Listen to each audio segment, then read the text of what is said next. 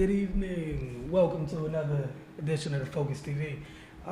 As a highlight you just saw, we had a special event going on, special event that Cardell attended this past weekend. So we're going to talk about that a little bit later. Obviously, we got Octavia Wyatt here, Cardell Dudley, Wilson Harpay Jr. So much to get into. So we're not going to waste any time. On Sunday, 3-1 win for DC United.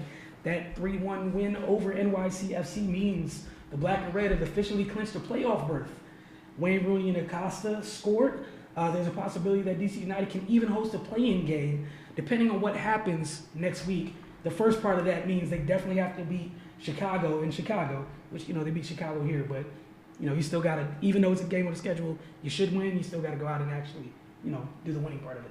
Wayne Rooney has scored 4 braces this season. Again, for those of you may not be aware, a brace is 2 goals in a game. Wayne got here in July. He leads the MLS in that stat for the entire season. Luciano Acosta, he was in his bag. Once again, I showed Octavia Cardell a clip. A couple magical moments, some moments of brilliance. But Lucio scored his 10th goal of the season, making him the first DC United player with 10 goals and at least 10 assists. He has 17 on the year, by the way. I think 18 now. With 10 goals and 10 assists since Jaime Moreno back in 2008. He became the 8th player in club history to reach the milestone. DC United, for the first time since 1998, they have 3 10-goal scorers, which is huge. That's huge for a team that was literally in the bottom of the table back in July. So that's the type of work, that's the type of damage they've done since then. All right, so talk about playing at home and what it means to a team. They were talking about how hard it was. They anticipated some struggles beginning of the year because they started pretty much the first 4 months of the season. They were on the road. You guys been tuning in that time.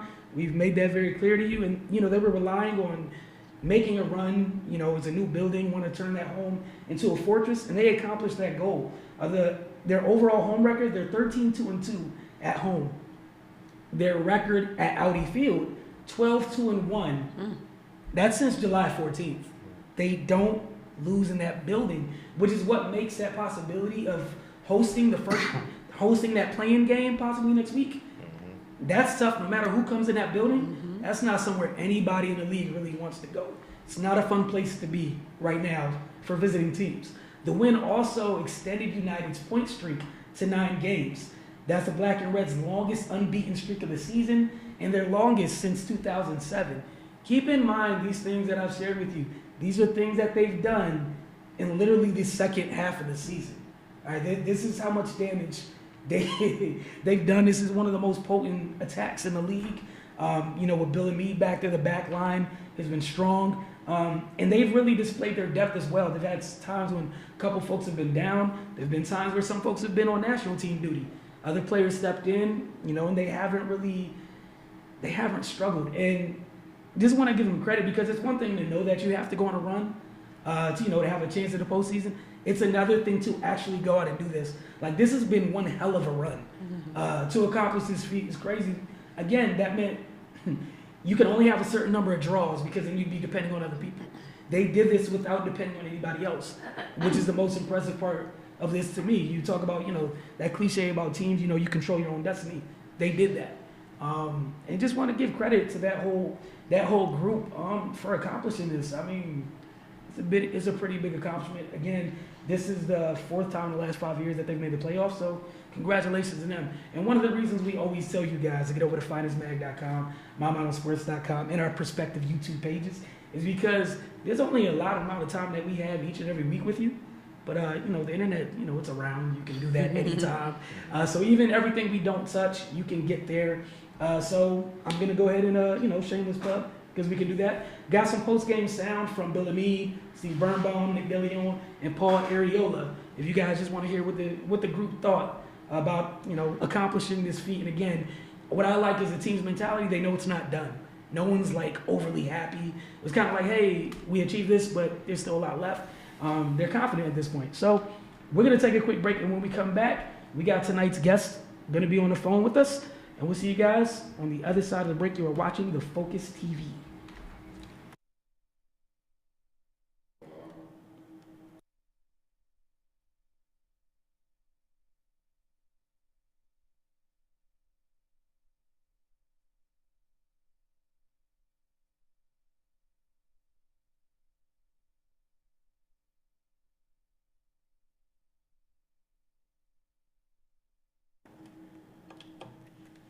Hey, Coach, how you doing? Hey, how you doing? Doing good. Okay, we're on a break right now. Okay. So I'm going to lower your volume.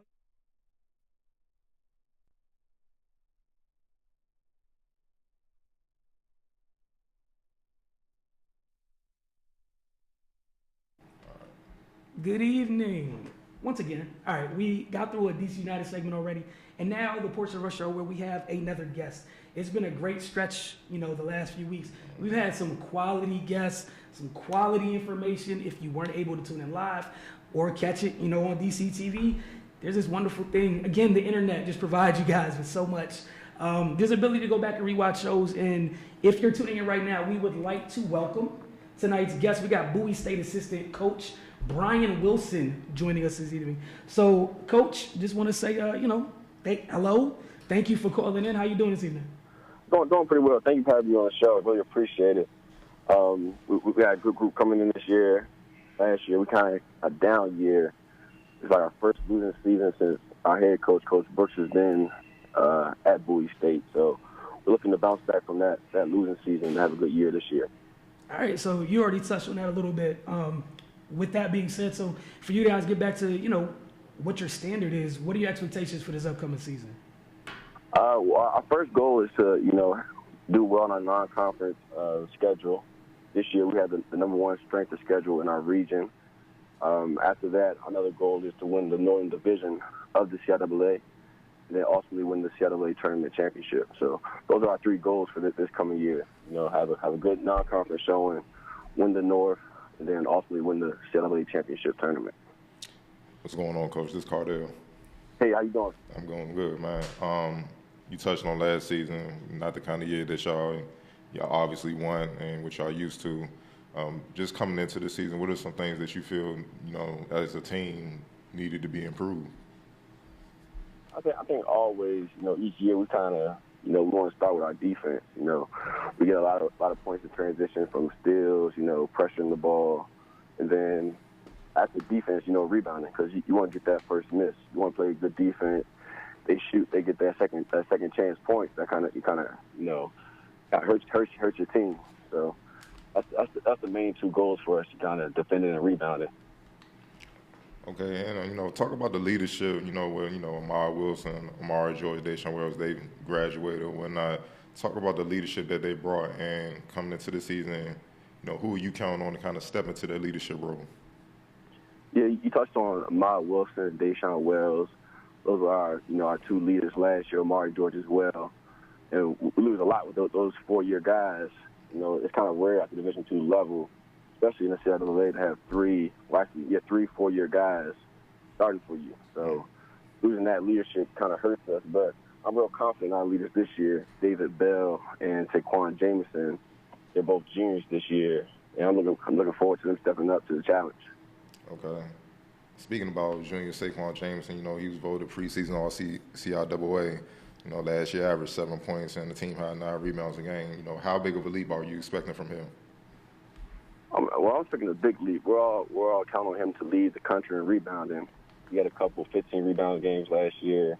Once he had a 20 rebound game, but his goal this year to average 15 rebounds a game and actually lead the country in rebounding. So every day in practice, one time he doesn't go to the glass, calling him Mr. 14 because he's not trying to get 15 rebounds. He's not trying to get a rebound, so he's trying to stay on him with that. Your freshman, you have a couple standout freshmen that came in from the area of St. Francis guard Elijah Epps, Blazenburg Fairmont Heights for Yolanda Reed. How has that transition been so far, adjusting to the demands of, not just college basketball in general, but the demands from you guys as a staff, which y'all preach? I think the biggest thing is the pace of the game on the court. High school, you can get away with your talent, and you go at your own speed. But in college, everybody can play. Everybody just as fast, just as quick, just as talented as you. But that mental aspect really separates, the weak from the strong. So that's the biggest thing with them, just the pace of the game on the court with Elijah and Orlando Reed from Fairmont. But they actually, Orlando, he's actually on red shirt this year. Okay. But Elijah should see some time this year. Okay.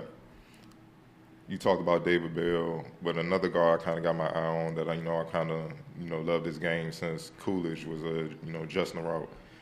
What do you expect from him this season? Are you expecting a bigger lead? Are you expecting him to vie for starting minutes? You kind of step into more of a leadership role. What are you overall just looking from him? Justin Rout, he's really an energy guy. He can jump out the gym, he can shoot, he can handle it. He's a smart player. We're looking for a big jump from him last year, his freshman year. He played half the season, kind of got hurt a little bit. We're looking for a big leap from him. A lot of people, they know him, but they don't really know as much he can do. Coming out of high school, he was kind of like a mid-major prospect. Kind of fell through the cracks. We lucky got a steal with him, really. So, looking for big things from him this year. Also, can you, I don't know if you can, but can you touch on, y'all got a transfer, another local product from UMass Lowell, played at McKinley Tech, and Ronaldo Perry. What does he bring for those who may not be familiar with his game? Nardo, he's a good player as well. 6'4" lefty, played a 1 and a 2. He's really fast. A lot of people can't keep him in front. He had a good showing this summer at the King of the League. Got some hype with that. So looking for a big year from him as well. We have a lot of talent, a lot of depth. So just getting these guys to sacrifice, for the good of the team. Everybody's not going to get all the shots they want, but if we all on the same page, I think we can get our goal at that CLA championship. No doubt. And obviously, I see you around. You recruit a lot. What are some of the traits you look for in players where you kind of identify, you be like, what, he'll be a good fit for us at Bowie State? The first thing I look at is if they know how to play. What's their IQ like? Because you don't know how to play the game, it's going to be tough to play at that next level. Like I said, that talent alone is going to get you so far. So IQ is the main thing. How well they get along with their teammates, and like what are their strengths? Can they score the ball? Are they a good rebounder, a good teammate? It's a lot that goes into it, but do a lot of recruiting in the area, not really so much out of state. We're fortunate to have this good DMV area, a lot of talent here, so most of our guys are from the Maryland, D.C. area. Okay, this is Octavia. How you doing tonight, Coach? Hey, how you doing? I'm good. Thanks so much for asking. So myself being an HBCU product and knowing how much I love my alma mater, I can only just imagine, how it feels to actually coach at a school that you went to and you played for. So how does it really feel to be a coach at your alma mater? It feels great. I think the biggest thing for me, a strength for me actually, because I played for Coach Brooks. I went to the school. I kind of know the ins and outs of what's going on campus, what the guys are going through. So I'm sort of like the middleman between the coach and the player, because I know what the player's going through. I know what Coach Brooks wants. So guys trying to come to me like, well, yeah, what's going on with this? And I can kind of tell them, what's right, what's wrong. So I think that's a big advantage for me actually being at my alma mater and playing for Coach Brooks as well. And speaking of playing for him previously, do you ever stop sometimes and just say to yourself, like, wow, like I kind of sound like him? Or do you ever have like that moment of pause where like this was the same things that my coach was telling me back in the day, and now here I am trying to translate this to these players today? Yeah, for sure. Sometimes I say, dang, this what Coach Brooks been trying to tell me my whole time I was playing here. Now I'm trying to lay that message to them. So I think they see me saying the message as well. They kind of get it. Like I said, kind of like the middleman. They understand. I know what they're going through. They know what Coach wants. So they try to go out and execute that. All right, Coach. Make sure. Any more questions? All right, well, Coach, I just want to thank you so much for taking time out your schedule, especially knowing that the season's right here, man. I wish you a good evening and have a great season. Thank you. Thank you, everybody, for the questions. Thank you for having me on. Really appreciate it. And I'll be tuning into the show. We truly appreciate that, Coach. All right, thank you. All right, folks, again, want to thank Bowie State Assistant Coach Bryan Wilson for calling in tonight. Like I said before he called in, we've had a really nice stretch of guests this week, so I want to thank each and every one of them. And a lot of good insight. All right, so for the rest of the show, we still have a lot to discuss. We talked about that event that you guys saw at the top of the show, the video, the highlights. All right, that was from the Jim Couch National Training Showcase. Look forward, Cardell's going to be talking about that a little bit later. Obviously, we got Octavia's NFC East segment, which I am oh so eager to hear this week. We got a wizard segment, some rapid fire. And again, get over to finestmag.com, mymotorsports.com. And we'll see you guys on the other side of the break. But I would be remiss if we go to this break without letting you know what Jamal Hayward and 9450 had for us this week. Okay, it's breaking down a Euro step into a fade, just that Dirk step back. Again, breaking down a Euro step into a fade. That's this week's breakdown from 9450 and Jamal Hayward.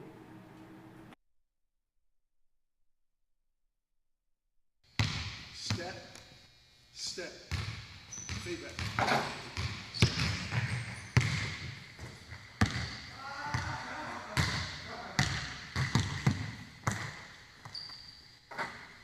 You was just going straight up. So, make sure you sell it. Regular Euro step. Step, make him move. Step, get away from him. Fade back. Same thing on this side. Step, make him move. Step across. Fade back.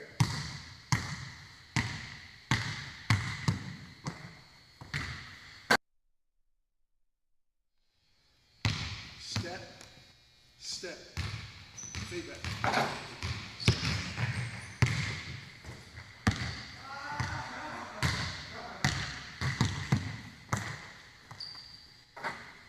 You was just going straight up.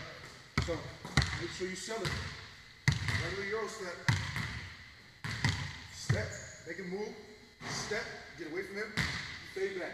Same thing on this side. Step, make him move. Step across.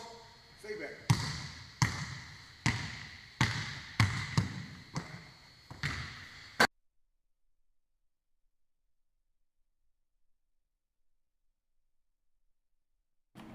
Welcome back. Again, want to thank Bowie State Assistant Coach Bryan Wilson for calling in tonight.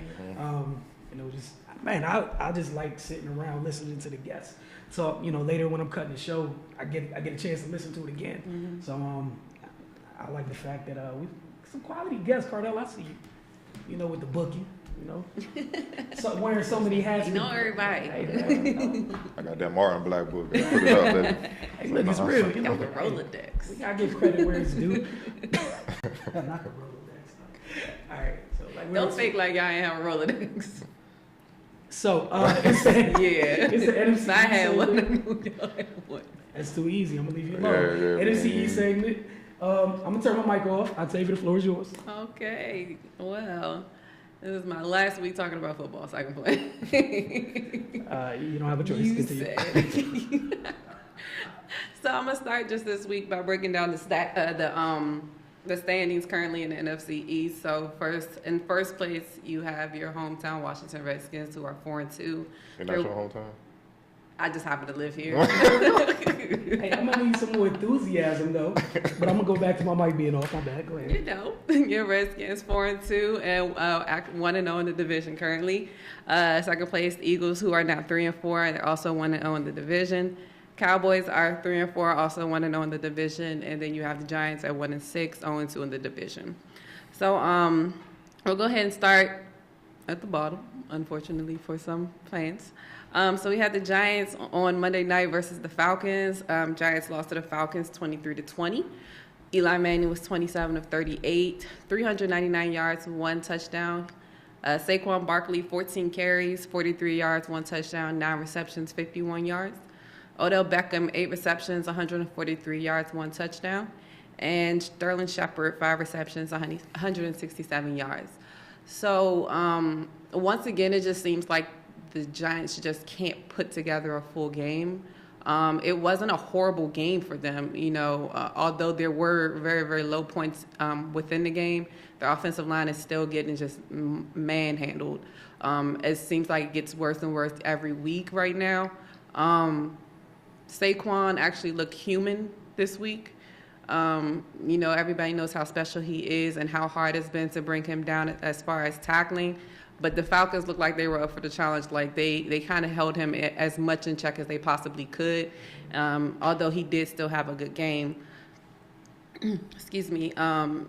The Giants just don't seem like they can get into the end zone, especially when they're 5 yards out from it. The red zone right now seems to be their Achilles heel. To me, it'd be better off just letting Saquon run for 50 yards and see if you can get in there, because it's like the closer they get to the end zone, the harder it is for them to get in. There was a lot of miscues, a lot of miscommunications between Eli and the receivers and the backs. It even goes all the way down to the head coach with some questionable decisions in the game as well. And even with Eli with questionable decisions, although the game was pretty much out of hand at the last second when they were on, I believe, like the 2-yard line, to do 2 quarterback sneaks back-to-back when you don't have any timeouts and you didn't progress the first one, it was a little bit of a head-scratcher to see. So it just goes back to poor decision-making, all around. But like I said, there were bright spots. Odell seemed like he was finally engaged back into the game, being the wide receiver that we know he is. It's just tough for them at this point. It's going to be hard to keep the entire team engaged for the rest of the season at this point, being 1-6. It's really, really a stretch for them to see any type of postseason action. But I guess they'll have to wait to see next week. Next game, I really don't want to talk about, but I have no choice, as Wilson has already politely told me. So the Eagles versus the Panthers. Eagles lost to the Panthers 21-17. Carson Wentz was 30 of 37, 310 yards, 2 touchdowns. Wendell Smallwood, 9 carries, 32 yards. Zach Ertz, 9 receptions, 138 yards. Alshon Jeffrey, 7 receptions, 88 yards, 1 touchdown. And Goddard, 4 receptions, 43 yards, 1 touchdown. As I just previously said, it's hard for the Giants to put together a complete game. It's the same for the Eagles. There was absolutely no reason that they should have lost this game, and also handed the Carolina Panthers their franchise, like as far as coming back in fourth quarter comebacks, like that was their biggest comeback in franchise history in the fourth quarter. For that to happen, be up 17-0 and lose on 21 straight points by them is just unheard of, and it's ridiculous. And a lot of the players need to sit down and look at themselves in the mirror and try to get it together. It's hard, coming off of a great win last week, going into this game, and it should have been a win in their minds, but you can never count out the Panthers, as the Eagles are having an up-and-down season, so are the Panthers, and we know what Cam is. So I just feel like it was a game that should have, that they really needed, because with everything going on in the NFC East, every game is going to be very, very important. And to let a game like that slip away it's not a good look for them at this point. I still think there are many issues that they need to address. I still think that we need to find some other type of running back. With Jay Ajayi being out, Darren Sproles not looking to be coming back anytime soon from what I've heard. It falls on Wendell Smallwood and Corey Clement, who is still nursing an injury as well. So that's just not good with the running game. The leading rusher had 32 yards. You're not going to win a game like that. The wide receivers are, the receiving core is trying their best to keep everything together with, Zach Ertz I believe he just passed to become the 5th all-time receiver in Philadelphia history. They're trying their best. The defense is trying their best as well, but, the secondary looks a little shaky after the injuries to Rodney McLeod and I can't even think, Sidney Jones as well. And then, everything then comes down on Jalen Mills, Ronald Darby, and Malcolm Jenkins. So it's kind of tough for them right now. And then you're talking about our pass rushers as well. Derek Barnett is not out for the rest of the season as well. So that's another one that they've lost so far. So once again, the injury bug is plaguing them as well. So there's just a lot of things, that they need to put into perspective, especially coming up on the trade deadline, to see if they make a move for somebody, because something needs to change. And then the last game is a combo. You had the rivalry that everybody around here loves. You have your Redskins versus the Cowboys, and the Redskins were victorious 20-17. Alex Smith, 14 of 25, 178 yards, 1 touchdown. Adrian Peterson, 24 carries, 99 yards. And Bibbs, 2 carries, 13 yards, 4 receptions, 43 yards for 1 touchdown. On the other side, you had Dak Prescott, 22 of 35, 273 yards and 1 touchdown. Ezekiel Elliott, 15 carries, 33 yards. Gallup, 3 receptions, 81 yards. Allen Hurns, 5 receptions, 74 yards. And Cole Beasley, 7 receptions and 56 yards. So for the game that I'm sure that each team circles on their schedule every year, part 1 is now completed. And, you know, to me, it was a close game, but I just feel like the Redskins really had it in their mind this time, this go around, that they knew that they really, really needed to win this game and prove a point and send a message. To me, their defense was amazing, you know, this past game. You can see that they're really, really focused and they're engaged and they're doing everything that they need to do. On the flip side, everybody knows how Dallas's defense has been so far this year. They've been strong and solid all year as well. But I think the biggest difference between the two is that the Redskins defense are getting takeaways. You know, Dallas is holding teams together, but, you know, they're not getting a lot of takeaways from the teams that they're playing against. The Redskins actually held Ezekiel Elliott to 33 yards, which is a big feat for them. It was his season low as far as rushing. 15 carries, you know, that's down from the 24, 25 carries he's been having the past couple of games where they've seen a lot of improvement as far as the whole scheme of the offense. You know, Dak Prescott ran for 33 yards. You know, I never think it's a good thing when your running back and your quarterback either have the same amount of rushing yards or the quarterback has more. It was a little bit just kind of out of there. Of course, the game came down to a field goal, as it looks like it's been doing for a lot of these games in the season so far. Brett Maher, who missed his very first kick as a Cowboy, and then ran off 15 straight, you know, field goals, only to miss the one at the end of this game, which I'm sure they really, really, really wanted. I don't think that it's a big, huge deal as far as him being the kicker. Of course, they wanted him to make that kick. But it happens. Unfortunately, kickers do miss. It's a part of the game. I'm sure that they still wish they didn't even have themselves in that situation for him to have to be, you know, the end-all, be-all between winning and losing. Switch back to the other side real quick. Adrian Peterson is still proving that he's a solid runner in this game. 99 yards is not a slouch at all, especially against the Cowboys defense. So Adrian Peterson is out there working his butt off, still proving to people that, you know, he's still a force to be reckoned with as far as a running back in the league. And even proving to the teams that, you know, he was with the last couple of years that didn't utilize him how he felt like he should be been utilized or played him how he should have been played.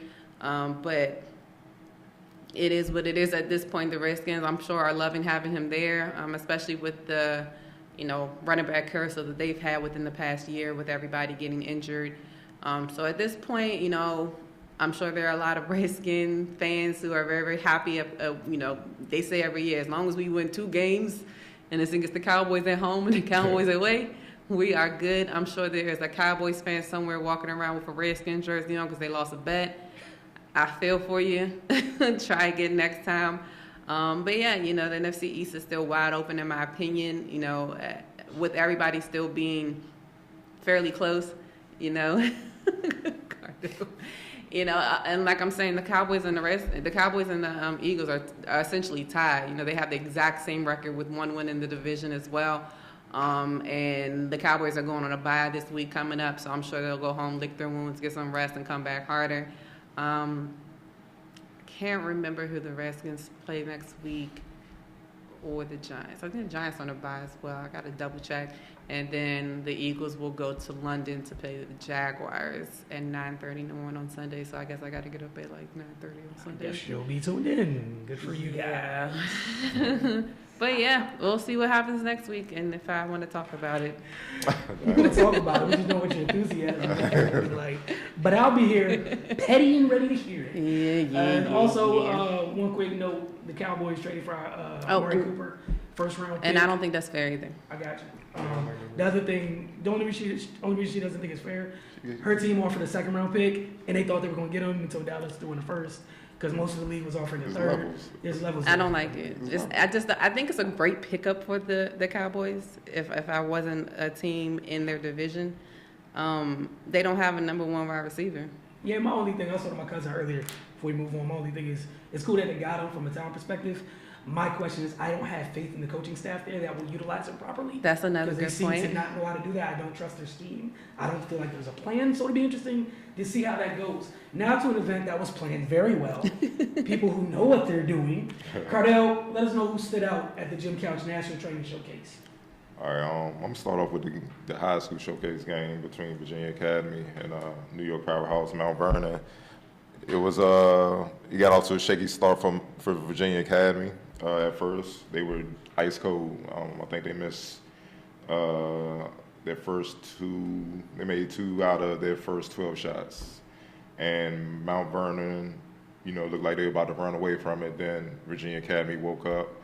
Their big man, I'm not even going to butcher his name. They call him Duro, 6'9" sophomore, already has offers from Georgetown, Florida. He kept defensively and controlling the boards and finishing somewhere. He was struggling finishing inside, but he kept Virginia Academy in it until Virginia Academy guards started hitting shots, specifically Amir Nesbitt, who's their leader, captain. He went scoreless in the first quarter, but finished the game with a team high 22 points.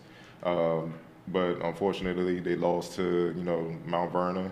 Mount Vernon, defeated them 56-49. They were led by a standout guard. I don't know why he's not getting much buzz, but a lot of people look at the eye test thing and they just don't look at their game. Right. Charlie Lovett, he scored 21 points. I love this game. He's the prototypical point guard.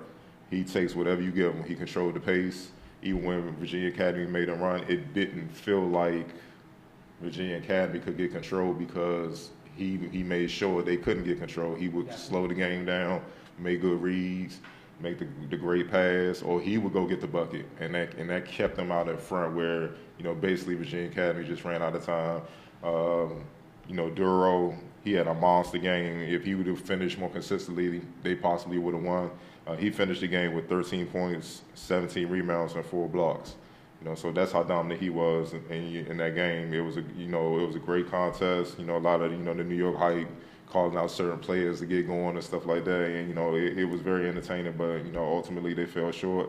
And they already asking about coming back up there to redeem themselves. We'll see what happens, man. But shout out to Mount Vernon. They're a very disciplined team, well coached. They got a Hall of Fame coach.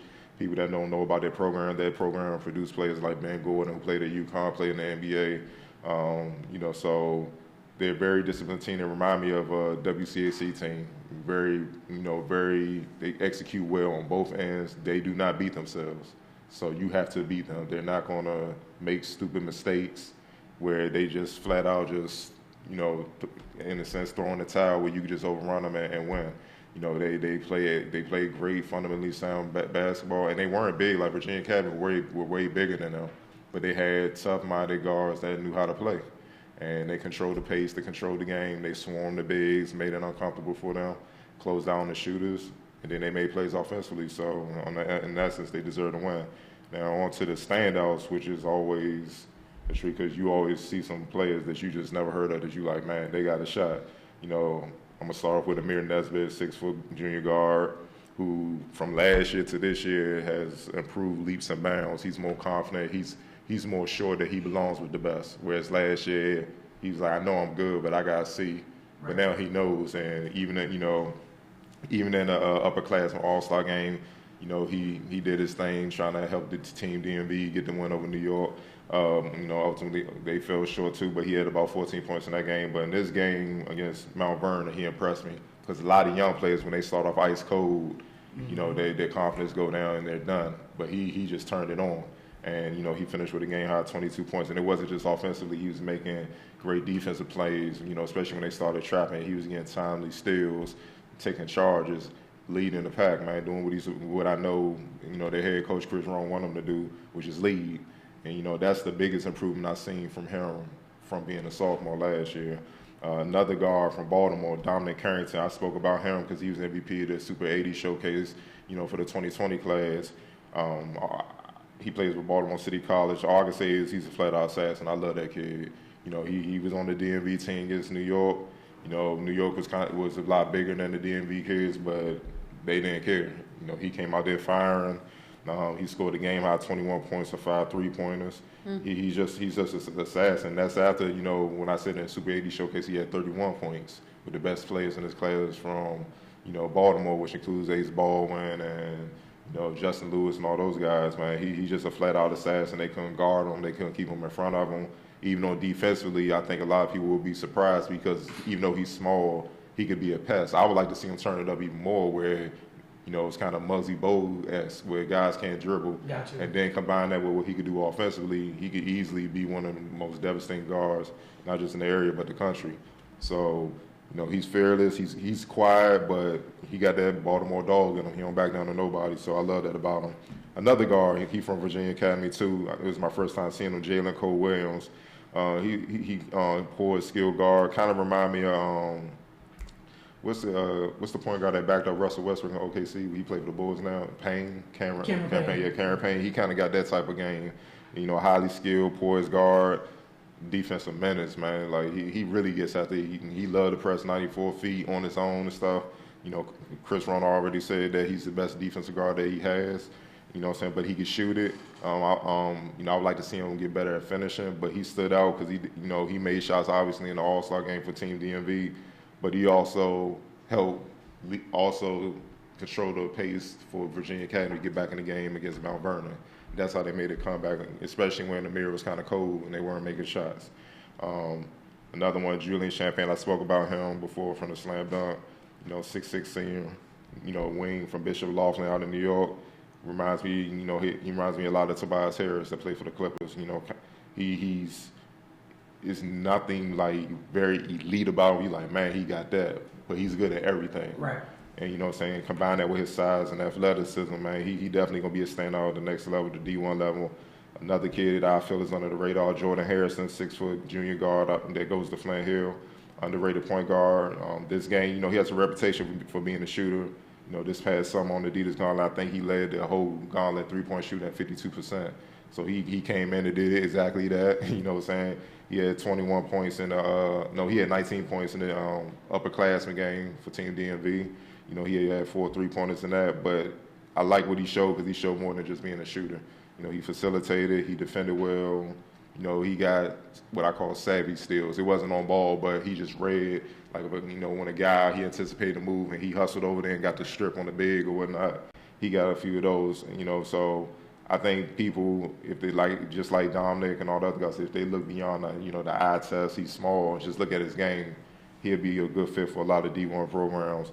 A freshman, everybody got to look forward to. They got to pay attention. Noah Batchelor, 6'6", freshman forward, that same Maria Goretti. He has Gordon Hayward something. I'm talking about Gordon Hayward from Butler when he was dunking on Bama's and lighting them up. He already gets shooter. He's athletic. He's one of the more talented wings to me that was there regardless of class due to his size, his combination of size, skill, and athleticism. He got all the tools. I would just like to see him get a little bit more stronger, but that's going to come with age. Pay more attention to defense because he definitely has the tools to be a lockdown defender with his length.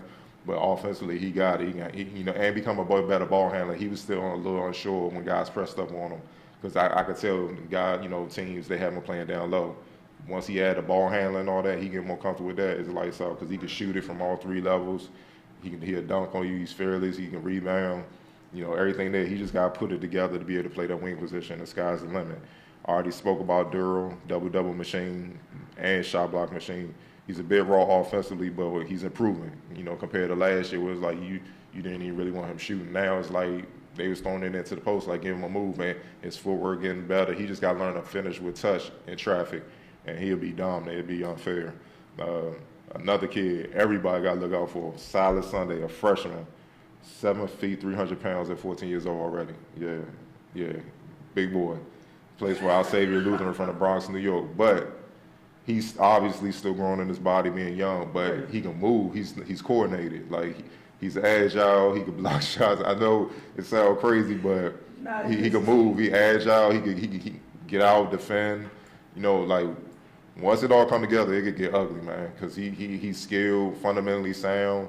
He's just young. Like, I don't really think he'll understand how dominant he could be. Right. But when he figures it out, it's going to be ugly. That's a big 7 boy. foot 300. You said a freshman. Yes. Jeez. 7 feet, 300 pounds. So definitely keep an eye on him. With that size, they're going to be By a senior, he might be like a freakish 7 foot 275. Listen, for comparisons, Shaq was that as a rookie coming in the NBA after 3 years of college. That's why I was shaking my head when you were like, oh, he's agile and Yes, he's agile. He can That's- run the floor. He don't get gas.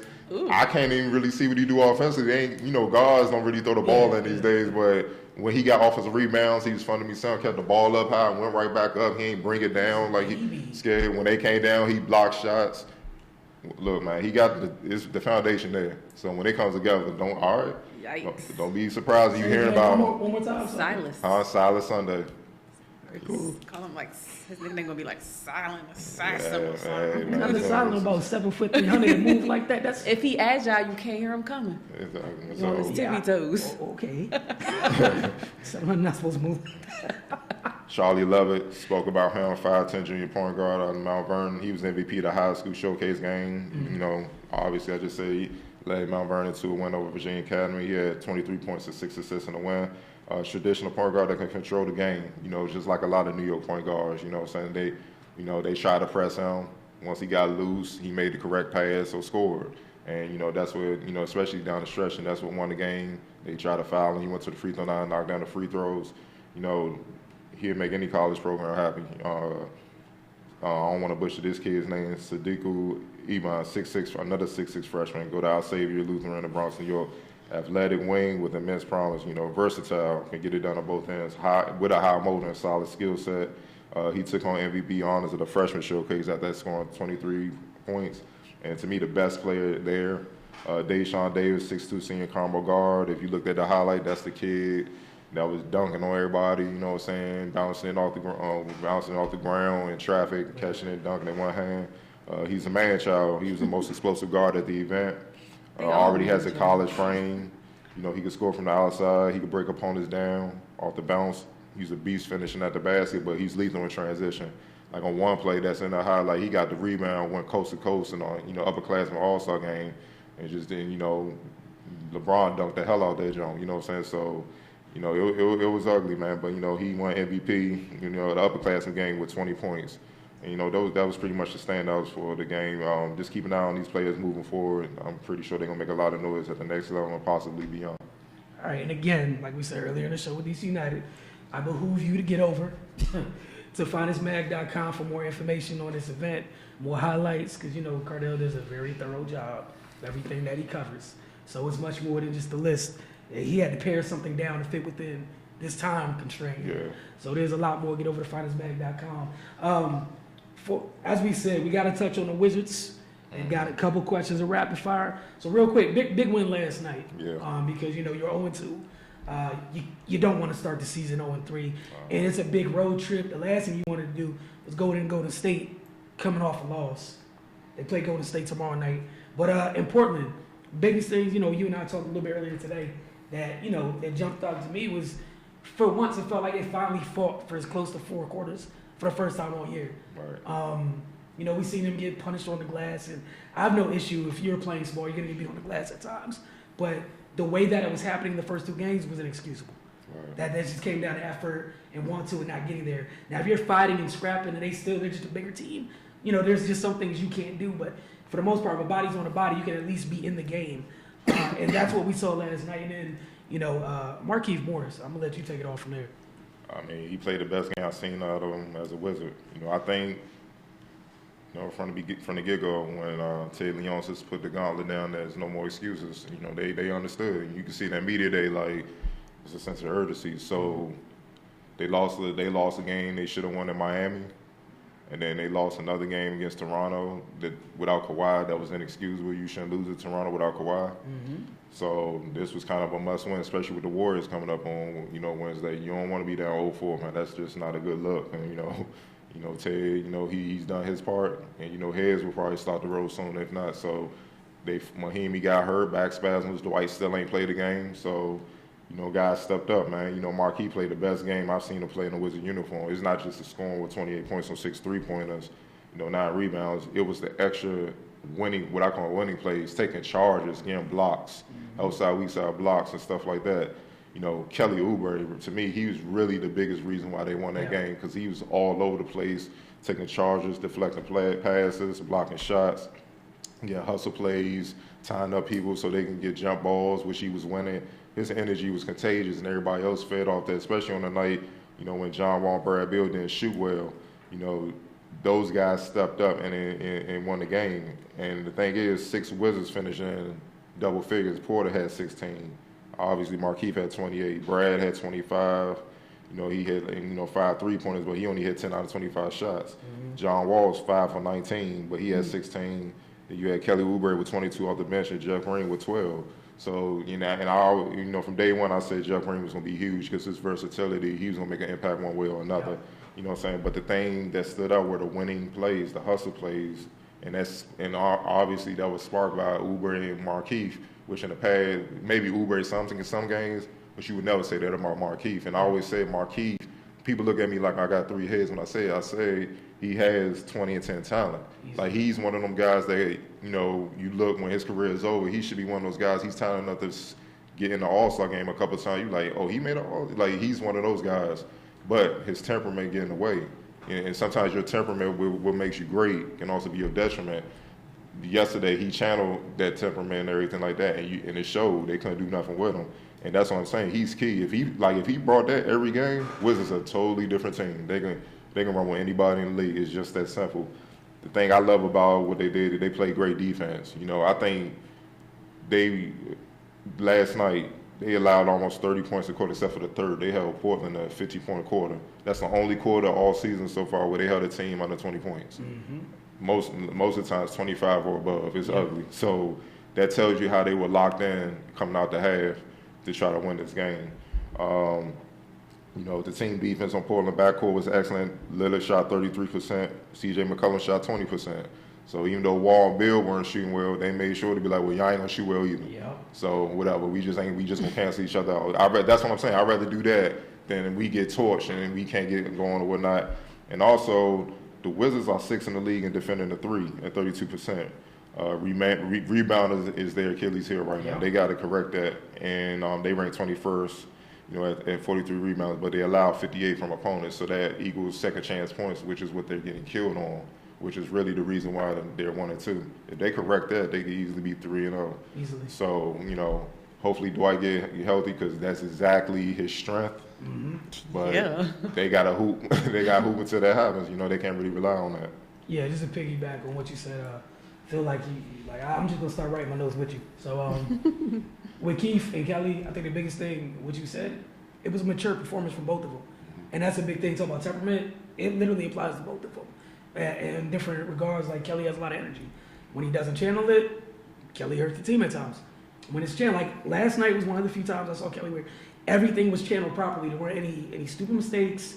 He did what was asked of him. He gave the team so much life. And as you said with the defense, that's huge. CJ hits a couple. He hit a really tough shot late. Dame hits a tough shot. But for the most part, I mean, CJ shot 5 of 25. Those two is what makes that team goes. It's a really good job on both of them. Hey, shout out to Otto Porter on that game-winning block. In the past, he wouldn't have made that play, especially on Dame Lillard, who was going to work to try to win that game late. That was a good block late, especially in that switch. So that's what I mean. That was effort. Like, in the past, they probably would just flew with Dame out of bounds, but he at least reached to try to get the shot. And a game ago, that effort might have negated something that would have turned into a win. Like, I won't even look too far back. A game ago, that changes something. And it's tough to win in Portland, man, with those two dudes. So, shout out to them. Very, very tough. All right, we got a few minutes left in tonight's show. Cardell, a couple rapid fire questions. We had to talk about this. Obviously the suspension from the fight between Brandon Ingram and Chris Paul and Rajon Rondo. Paul received 2 games. Rondo received 3, and Ingram received 4. What are your thoughts? Do you feel the punishment fit the crime, or what are your thoughts on that? I mean, I feel as though when it comes down to the 3 of them and how many games each person got, as far as their ranking in the incident as well, I feel like Brandon Ingram sparked it. And I think that he got the most games because he sparked it, as well as, the aggressiveness towards the actual ref. A lot of people at first were trying to say that he wasn't going towards the ref, but you can clearly see that he is like trying to tower over and intimidate the ref as well. So even with that, I think that he possibly should have got more because, they're talking about so much about, protecting the refs and giving them, the power and everything as far as controlling the games. So that might be one thing. But, you know, to me, it could have been worse than what it was as far as suspensions, just because there were actual punches thrown. It's been a while, I think, since we've actually seen, like, players actually, like, throw punches. You know, a lot of times it's the pushing and the shoving and the mushing and all of that stuff. But these was, like, cold clock, like, fist balled up, like, we about to fight for real type stuff. And, I mean, it's understandable if what was said that happened actually transpired. You know, of course, I wasn't there, so I can't speak about it. But, you know, to me, spitting on somebody is an ultimate disrespect. That's assault. That's type of stuff that really get you messed up in the streets.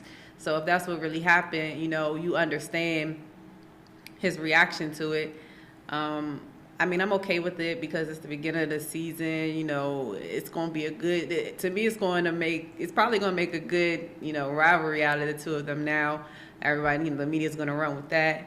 I'm just interested to see, you know, what happens next, I guess. Yeah, for me, I feel like everybody got off light. I feel like part of the reason is just due to some of the players that were involved and the teams that were involved. You know, you're not going to hurt your viewership too much this early in the year. I mean, I think that Brandon Ingram's part of it is very immature. You know, if you're mad that they keep picking on you and getting toasted, play better defense. That's what they're supposed to do. Yeah. So, I mean, you can't get mad. If you're mad about that, that's a personal issue. The other thing with CP3 and Rondo, I mean, that's been coming for years. Not really shocked by that, but yeah, I feel like everybody got off light. Yeah, I definitely feel everybody got off light. Paul, 2 games, I'm cool with that. He got in the fight. Rondo should have probably got the most because it clearly some spit hit him. Nah, you can't spit on nobody. I'm talking like 10 to 15 games, but like you said, they're not gonna mess up. You know, hurt the Lakers in a sense. You know, saying the viewership and all the hype and what's going on. And definitely Ingram, he should have got between 5 or 10 at least. You know what I'm saying? For not just for the ref, not for just pushing hard, and even the little sneak attack on the little sucker punch on Chris Paul that made him look weak as hell. You know, all that was suspect. And I say that in reference to look what happened, and we saw this happen. So how you gonna suspend Bobby Portis and Mirotic like 6 games apiece? And you know, Bobby Portis broke Mirotic's jaw behind closed doors, and we didn't see that. That was happening in practice. So it's not adding up, but we all know what it is. Like, you know, they got the best player in the game on their team, and they don't want to have nothing coming between a posse messing up those wins and stuff. Because if they were on the Nets, they would have got those suspensions. So that's just being real. That's why it's inconsistency. And I know players in the league are probably saying that. You know what I'm saying? So, you know, if you're going to be consistent, be consistent. And, you know, I like Adam Silver. He's doing an amazing job, but you can't always be player friendly, man. Because if you get this amount for spitting on somebody or whatever like that, then you can't get mad what comes now afterwards. Because, like, nah, look, now anything can go now. Mm-hmm. So it's a fine line they got to be careful about. All right, folks, I want to thank you guys so much for tuning in. As always, get over to findersmag.com for all the content from the Gym Couch National Training Showcase. And for this week coming up, man, college basketball is about to start. We're at GoGo Media Day today, so we'll have that stuff going up as well. So findersmag.com, mymotosports.com, and we'll see you next week right here on the Focus TV.